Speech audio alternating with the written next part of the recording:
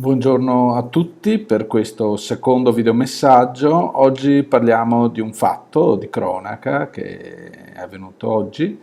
e che ha visto la decisione da parte di Facebook di sospendere Salvini per 24 ore per il suo linguaggio improntato all'odio e al razzismo.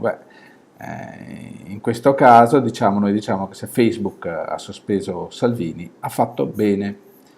Primo perché Facebook è una proprietà privata e se ha alcune regole le devi rispettare. Quando tu entri in casa d'altri è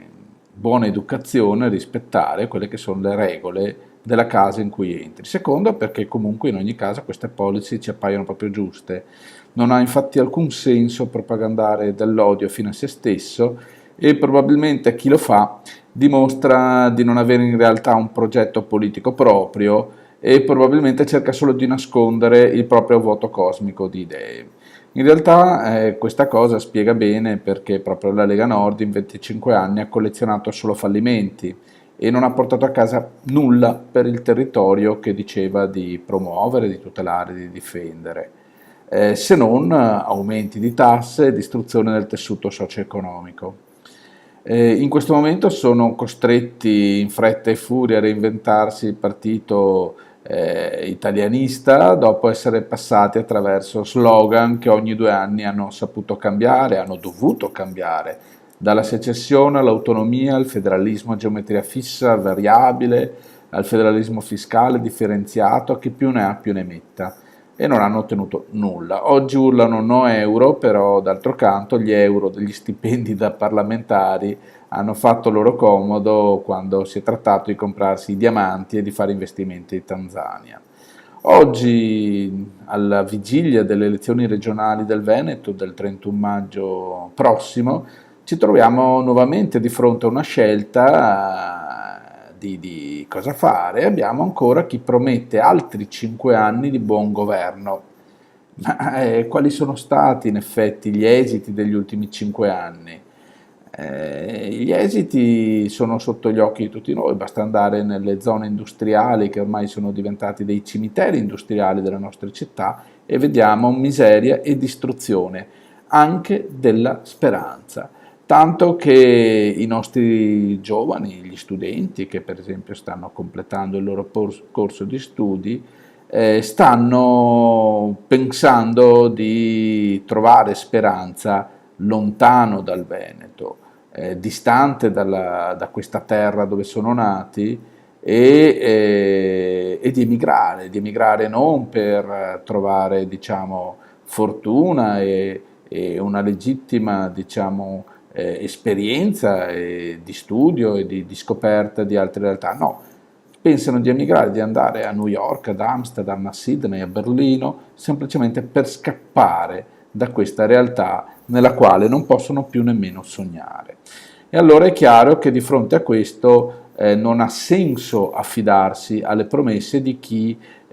vuole portare avanti altri 5 anni di buon governo della miseria, come lo chiamiamo noi. E diventa allora fondamentale fare una scelta di tipo diversa e constatare, per esempio, che plebiscito.eu e Veneto Sì, in sole 2 settimane hanno saputo creare e fare qualcosa di molto più concreto e tangibile per l'indipendenza del Veneto grazie al referendum del 16-21 marzo 2014 che ha visto votare oltre 2 milioni di veneti che all'89,10% hanno detto di sì all'indipendenza della Repubblica Veneta e che tra l'altro lo scorso 28 marzo a Venezia hanno visto un riconoscimento internazionale per la prima volta grazie alla firma da parte del Comitato degli Osservatori Internazionali che hanno stabilito e hanno sancito la regolarità, la democraticità del voto e il fatto che questo referendum abbia visto un consenso plebiscitario ufficiale. Allora è chiaro che a questo punto, di fronte ad un fatto così importante, così eclatante, di così grande importanza internazionale, che ora ci darà anche la possibilità di avviare una serie di relazioni con stati, con organizzazioni internazionali per vederci riconosciuto il nostro diritto all'indipendenza, il diritto all'indipendenza della Repubblica Veneta, bisogna in questo momento completare quest'opera con il voto nelle prossime elezioni regionali, quindi con l'unica opzione di voto utile per uscire dalla miseria che deve essere quindi quella del voto alle liste di Veneto Sì e alla lista presidenziale di plebiscito.eu che riporta il mio nome. Ricordo anche che tutti i cittadini possono e devono sottoscrivere queste liste per poterci consentire la partecipazione alle elezioni a partire già da domenica prossima, 12 aprile, in tutti i comuni del Veneto che per l'occasione saranno aperti per almeno 10 ore dal lunedì al venerdì e per almeno 8 ore il sabato e la domenica, proprio per consentire alla cittadinanza di sottoscrivere le liste e permettere nella fattispecie a Veneto Sì e plebiscito.eu di partecipare alle elezioni regionali. Nei comuni più piccoli, sotto i 3.000 abitanti, questi orari di apertura sono dimezzati, quindi dal lunedì al venerdì i comuni saranno aperti e gli uffici elettorali dalle 5 ore al giorno, mentre il sabato e la domenica sono aperti 4 ore al giorno. Negli ultimi giorni,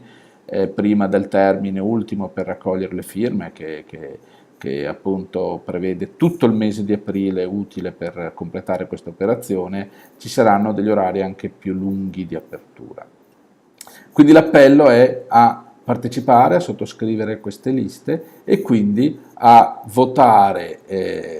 l'unica opzione percorribile per vedere riconosciuta l'indipendenza del Veneto e per dare un consenso anche ai rappresentanti che a quel punto potranno tranquillamente